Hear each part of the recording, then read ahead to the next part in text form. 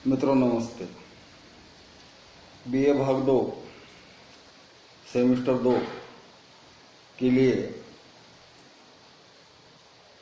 फणीश्वरनाथ रेणु की एक कहानी निर्धारित है और उस कहानी का शीर्षक है पंचलाइट, जिसे ठुमरी इस कहानी संकलन से यहाँ लिया गया है।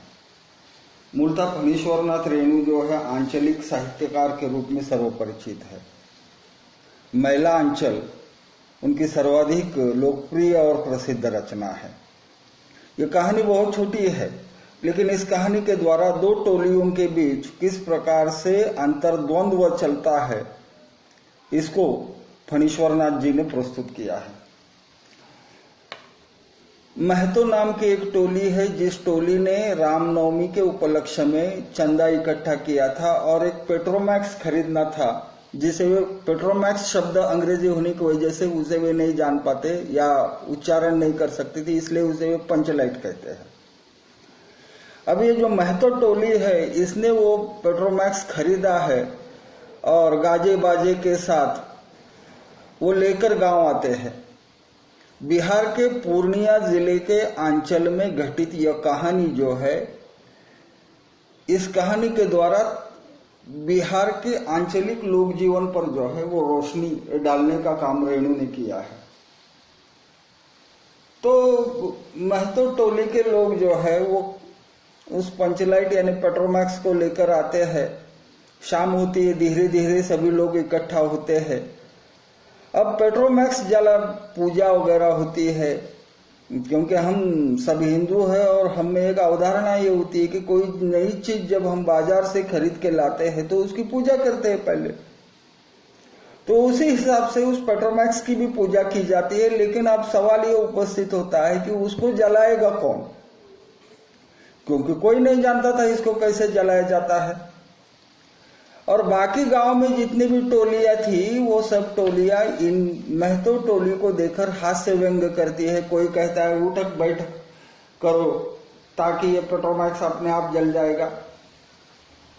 अब वहां जो है उस गांव में या उस टोली में गोधन नाम का एक आदमी है, जो पंचों के साथ जो ठीक से बर्ताव नहीं करता और वो मुनरी की ओर देखकर तत्कालीन प्रसिद्ध फिल्म आवारा उसका एक गीत गाता है कि हम तुझसे मोहब्बत करके सनम हंसते भी रहे रोते भी रहे।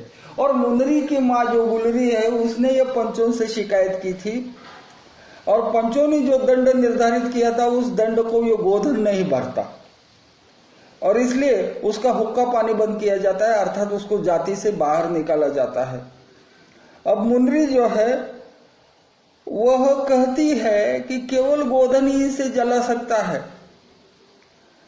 अब सवाल यह है कि गोधन को बुलाने के लिए कौन जाए, क्योंकि सभी ने उसको बहिष्कृत किया है। तो एक आदमी चला जाता है, लेकिन वो वापस आता है अकेला। हार कर पंचों की टोली गोधन के पास जाती है और गोधन आता है और पूछता है कि स्पिरिट कहाँ है। तो स्पिरिट नहीं था, या उन लोगों को ये जानकारी नहीं थी कि उसके लिए वो पेट्रोमैक्स जलाने के लिए स्पिरिट की भी जरूरत होती है। खैर कोई बात नहीं, वो कहता है कि मैं तेल से उसको जलाऊंगा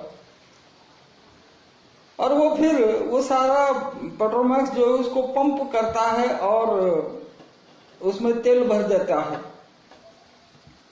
तेल भर जाने के बाद पेट्रोमैक्स की जो रोशनी है वो धीरे धीरे फैलने लगती है और टोली के लोग सभी खुश होते हैं। टोली का सरदार कहता है कि तुम्हारे सारे गुनाह माफ, तुम्हारे 7 खून माफ, और उसको वापस अपनी बिरादरी में लेने का वो ऐलान करता है। मुनरी ये सब देखती है और मन में हर्षित होती है और जो गोधन है वो मुनरी की ओर देखकर फिर एक बार मुस्कुराता है। मित्रों, कहानी बहुत संक्षिप्त है, लेकिन इस कहानी के माध्यम से फणीश्वरनाथ रेणु ने जो है पंचलाइट यानी पेट्रोमैक्स की जो प्रतिष्ठा है उसको पुनर्स्थापित करने के लिए और बिरादरी की प्रतिष्ठा उसके साथ जोड़ने के कारण जो व्यंग और मजाक के सवाल खड़े होते हैं उस पर अपनी बात रखी है।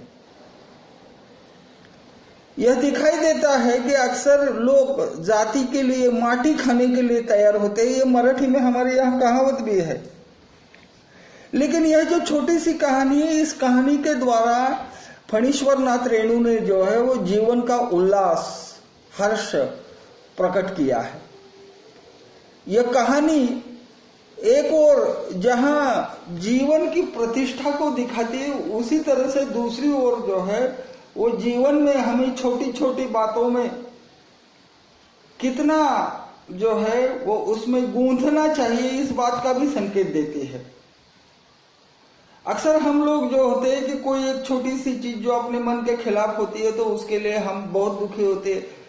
अब ये जो गोधन है उसको जाति से बाहर निकाला गया है, लेकिन फिर भी वो मुंदरी के खातिर, अपनी मोहब्बत के खातिर वापस आता है उस टोली के पास और वो पेट्रोमैक्स जलाता है। और इसलिए अंत में टोली का सरदार जो है वो कहता है गोधन से कि गाओ खूब सलीमा के गाने, यानी सिनेमा के तुम कितने भी गीत गाओ कोई भी तुम पर आपत्ति नहीं करेगा। तो सुखांत जो है या सुखद अंत की ये जो कहानी है, यह कहानी अपने आप में अनूठी और बेमिसाल है। और इसके माध्यम से बिहार के पूर्णिया जिले के आंचलिक परिवेश का चित्रण हुआ है। और वह चित्रण केवल परिवेश का ही नहीं, तो वहां के रहने वाले लोग, उन लोगों की भाषा, उन लोगों के आचार विचार, उन लोगों के संस्कार, इन सभी बातों पर रेणु ने जो है वो रोशनी डाली है। और यह कहानी जो है एक प्रकार से हिंदी साहित्य क्षेत्र में एक माइलस्टोन के रूप में आज भी पढ़ी जाती है। और यह कहानी अमर कहानी है, ऐसा हम मानते हुए अपनी बात को यहाँ विराम देते हैं। धन्यवाद।